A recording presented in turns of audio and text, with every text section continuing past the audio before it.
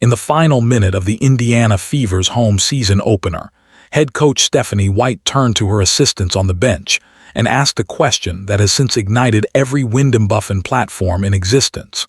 What do you think they're going to run here? 4 words. And not just any 4 words. 4 words spoken by the defensive-minded head coach who was hired specifically because she was supposed to have those answers locked in before tip-off. That clip spread fast, not because fans are looking for reasons to tear Stephanie White down, but because it crystallized everything that has been building since the moment this off-season roster started taking shape. The Indiana Fever just lost their home opener to the Dallas Wings, a team that won exactly 10 games last season, not 20-30 just months ago. The specific number you need to hold on to from that night is this: 1,500 likes to nearly 4,000 comments on the Fever's official final score post. If you've spent any time understanding social media engagement patterns, you already know what that ratio signals. Healthy posts generate likes at a rate that significantly exceeds comment volume. That's what celebration and positive response looks like online. When comments dramatically outpace likes, that is anger talking. That ratio is not a data point you can spin or contextualize away. That is the unfiltered audience verdict rendered in real time by tens of thousands of people who had real expectations walking into that building. Direct calls to address specific roster pieces who were generating no discernible value on either end of the floor and threading through all of it. The loudest complaint of the night: nobody on this team is setting screens for Caitlin Clark while she's being physically beaten on every possession, and the officials are letting it happen. These are not observations from people who don't understand basketball. These are fundamental execution failures that any fan who has watched elite basketball at any level can identify from the upper deck. How to deploy her. The rhythm that made her historically dominant at Iowa was absent.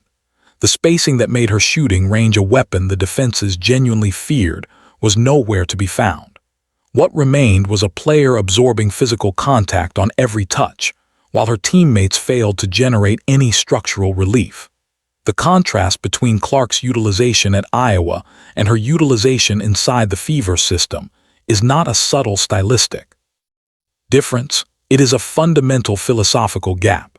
At Iowa, the offensive architecture had one organizing principle: create open looks for Caitlin Clark, and it connects directly back to the moment that started this whole conversation.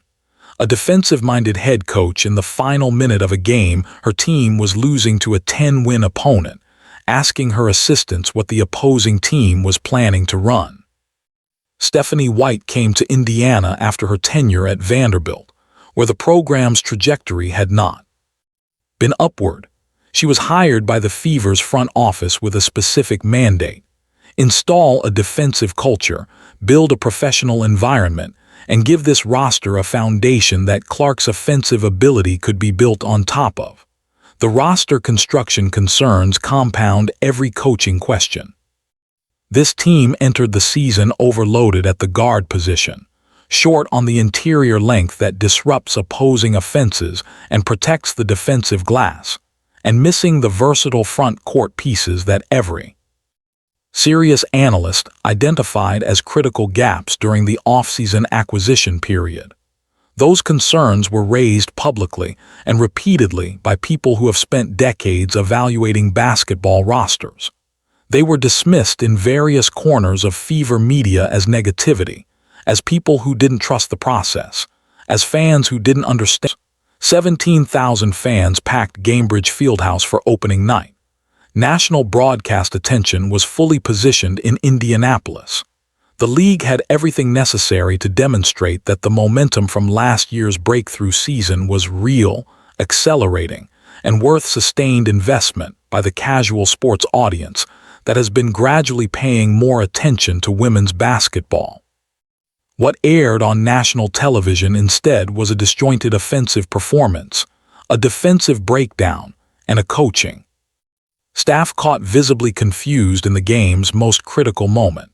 That is not just a disappointing night for people who bought tickets.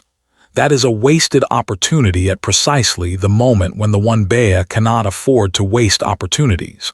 The windows of national sports attention do not stay open indefinitely. And every time the cameras are on and the product falls short, it costs the league credibility with the casual viewers who showed up out of curiosity and stayed hopping to see something worth coming back for. The question hanging over Indianapolis now is whether the people with decision-making authority inside that organization are prepared to look honestly at what everyone on the outside has been watching clearly, or whether the response will be to wait and see and hope the calendar fixes what the roster and the system have not.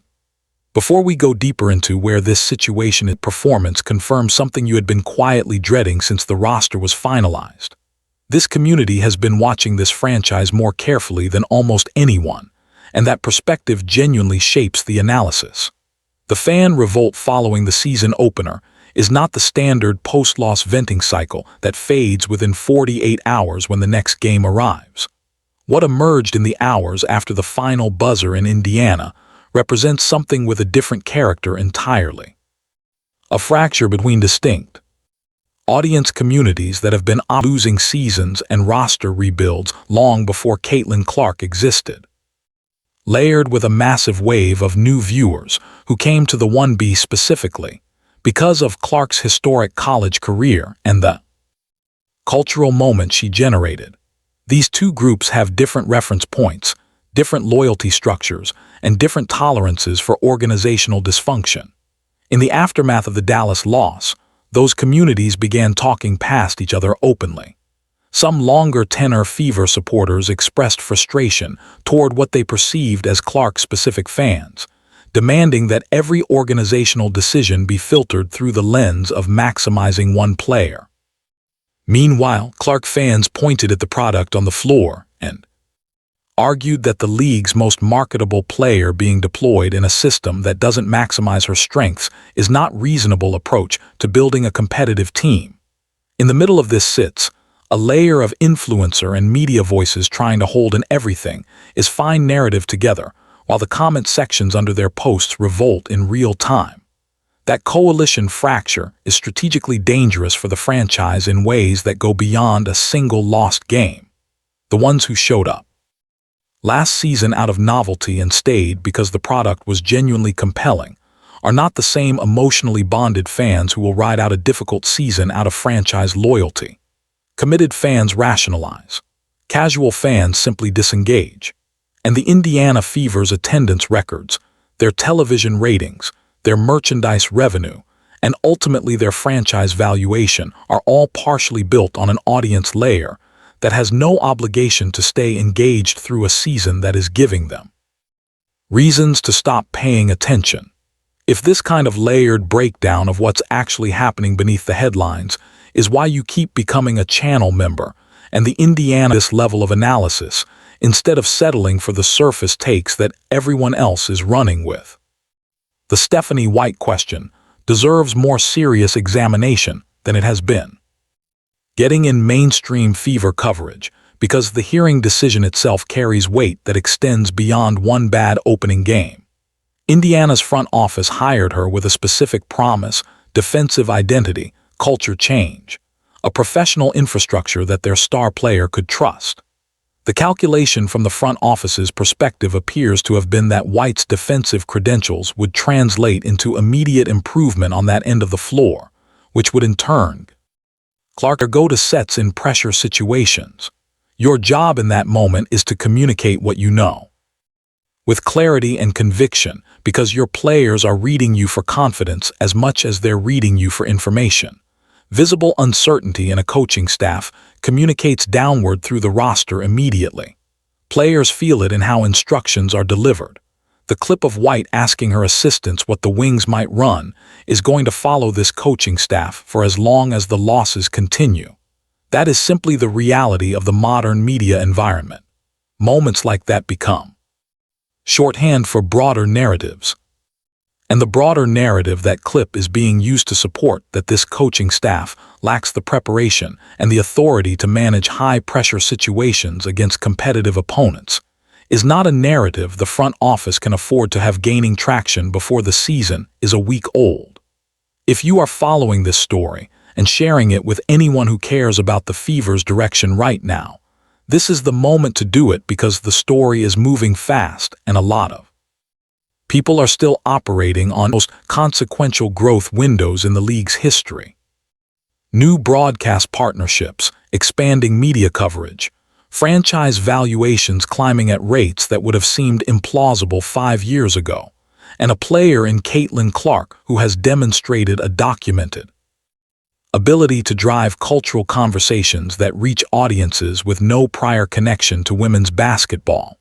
This is an infrastructure building moment for the league, and infrastructure is built on durable fandom, requires something specific.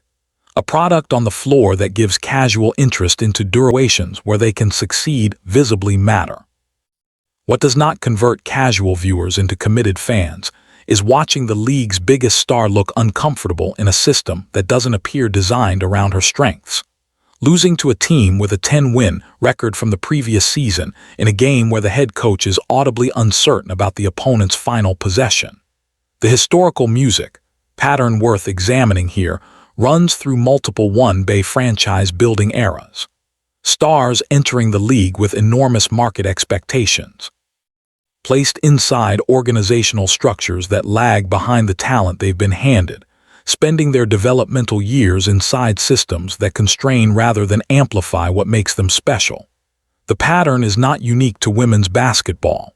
It repeats at every level of professional sports when front office decision-making doesn't match the urgency of the moment. The difference in Clark's case is the scale of the watching audience and how compressed the timeline is for the league to get this right before that audience's patience runs out. Caitlin Clark's injury situation is an undercurrent that the fan base cannot fully separate from everything else happening. The broadcast's conflicting signals during the game. Initially, a back injury, then possibly a hip flexor, then speculation about a groin issue left viewers at home cycling through exactly the kind of uncertainty that defined the most frustrating stretches of last season. Fans who watched Clark absorb physical punishment throughout the previous year, with questions constantly swirling about protection, officiating consistency, and institutional support around her health, are not in a position to receive ambiguous injury signals with equanimity.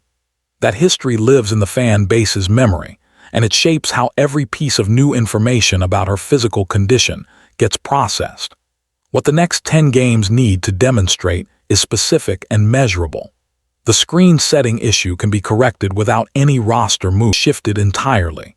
It now sits on the people inside that organization. The fan base showed up, filled the building, watched everything they had worried about materialize in real time, and they are waiting to see whether the institutional response matches the urgency of the moment. The coaches in front office have the ability to change this story completely, but the calendar is not sympathetic, and the audience watching this franchise right now is paying closer attention than it ever has before. Subscribe and turn on notifications because when the next chapter of this develops, you want to be ahead of it. And based on the trajectory of everything we just broke down, this story is not slowing down anytime soon.